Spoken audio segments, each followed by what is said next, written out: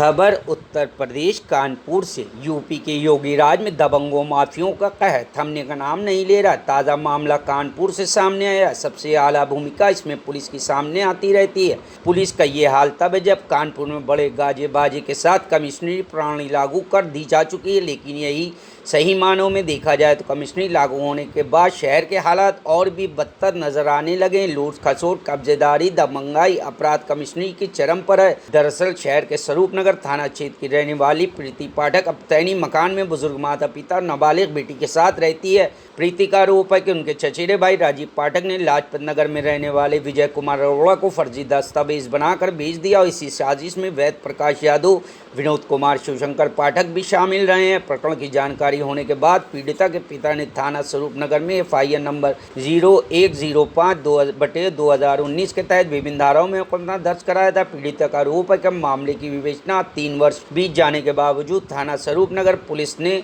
आरोपियों से साठगांठ कर लंबित रखी। इस दौरान पुलिस द्वारा पीड़ित के मकान के फर्स्ट फ्लोर पर जबरन कब्जा करवा दिया गया, जिसके बाद पीड़ित पक्ष की तरफ से हाईकोर्ट में अपील की गई। इस मामले की कोर्ट से 29 नवंबर 2022 की तारीख ये कहते हुए दी गई है तब तक विवाद में यथास्थिति बनाई रखी जाए। लेकिन इस दौरान 16 अक्टूबर को दोपहर विजय अरोड़ा, रोहित अरोड़ा, बच्चा सिंह, गुरुदयाल, मनोज समेत आधा दर्जन अज्ञात लोग जो खुद को वकील बता रहे थे ने प्राथमिक घर में घुसकर गाली गलौज करते हुए जान से मारने की धमकी दी। इसके बाद इन सभी ने पीड़िता के 3 कमरों के दरवाजे तोड़ते हुए अलमारी का ताला तोड़ दिया। आरोप है कि अलमारी में रखी हुई 25 ग्राम की सीतारामी तथा चांदी की 2 जोड़ी पायल लूट ली। पीड़िता ने जब उनका विरोध किया तो उनके साथ मारपीट व गाली गलौज की गई। इस दौरान विजय अरोड़ा ने पीड़िता को धमकाया कि घर छोड़कर चली जा वरना तेरे ऊपर हरिजन एक्ट का फर्जी मुकदमा लगवाकर जेल भिजवा देंगे और तेरे माँ बाप व बेटी को इसी मकान में जिंदा दफन करवा देंगे। किसी तरह इसके चुंगल से छुटकर पीड़िता ने डायल 112 पुलिस को सूचना दी। इसके अलावा सहयोग पुलिस आयोग के COG नंबर पर भी सूचना दी गई। पीड़िता ने बताया कि इसके बाद थाना स्वरूप नगर SHO धनंजय कुमार पांडे उनके घर पहुंच। आरोप है कि SHO स्वरूप नगर उल्टा पीड़िता को ही धमकाने लगे। महिला के मुताबिक SHO धनंजय पांडे ने कहा कि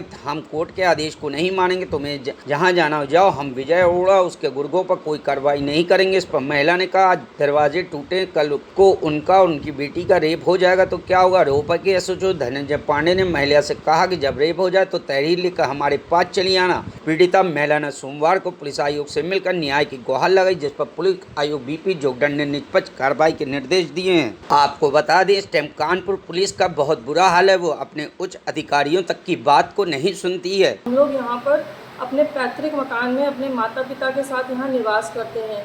मेरी एक छोटी बच्ची है, बुजुर्ग माता पिता हैं। हमारे घर में हमारे चचेरे भाई राजीव पाठक ने एक फर्जी वसीयत बना करके हमारे पूरे मकान को विजय अरोड़ा नाम के आदमी को बेच दिया है और इसकी सूचना हमने जुलाई 2019 में क्राइम नंबर 105/2019 के तहत स्वरूप नगर थाने में दर्ज कराई है। 3 साल से इसकी विवेचना लंबित है। अपराधियों से साठगांठ करके पुलिस इस विवेचना को लंबित रखे है। हमारे साक्ष्य नहीं लिए जा रहे हैं और इस विवेचना को संपूर्ण नहीं किया जा रहा है। हम कई बार अलग अलग पुलिस आयुक्तों से बार बार गुहार करके स्वरूप नगर थाने को उसकी आदेश करवा चुके हैं, लेकिन पुलिस कुछ भी सुनने को तैयार नहीं है। आज जबकि कोर्ट में हमारे मामले लंबित हैं, हाई कोर्ट का हमारे पास स्टे है, उसके बावजूद आज 16/10/2022 को दोपहर 1 बजे विजय अरोड़ा, कुछ वकील, अराजक तत्व हमारे घर में 1-1:30 बजे घुस गए और उन्होंने हमारे ताले, दरवाजे सब तोड़ डाले, हमारी अलमारियों से सामान लूट लिया और एक महिला को साथ में लाए और उससे हम लोगों को धक्का मुक्की, मारपीट, हमारे किचन का सब सामान बाहर फेंक दिया और ये कहने लगे कि अगर बोली तो यहीं पर मर्डर कर देंगे, चुपचाप इस घर से निकल जाओ, ये प्रॉपर्टी हमारे नाम हो गई है और हमें छोड़ के जाओ और यहाँ पर नहीं तो अभी हरिजन एक्ट में मुकदमा लगा के बंद करा देंगे। जब हमने थाने में इसकी रिपोर्ट करी, पुलिस के पास गए, 2-2 बार 3-3 बार थाना अध्यक्ष ने हमें बुलाया, बिठाया और हम वहाँ बैठे रहे और हमारे घर में गुंडागर्दी होती रही। और फिर जब थाना अध्यक्ष हमारे घर में 7 बजे बहुत कहने सुनने के बाद आए तो आकर के उन्होंने उनके अपराधियों के ऊपर कार्रवाई करने की बजाय हमारे ही ऊपर उल्टा चढ़ने लगे और कहने लगे चाहे हाई कोर्ट का आदेश हो चाहे सुप्रीम कोर्ट का, विजय अरोड़ा का आदेश सही मानेंगे और तुमको जो करना हो, जिससे कहना हो, जहाँ जाना हो जाओ और कहो। हैं। और जब हमने कहा हमारे बेडरूम्स अंदर है, ये लोग गुंडागर्दी कर रहे हैं, घुसेंगे तो क्या हमारे साथ कुछ भी हो सकता है। उन्होंने कहा जब रेप हो जाए तो हमको तहरीर दे देना। ये कह करके वो हमको धत्ता बताते हुए चले गए, ना हमारी सुनी, ना कोई कार्यवाही करने का आश्वासन दिया। Bureau report, news hub Bharat.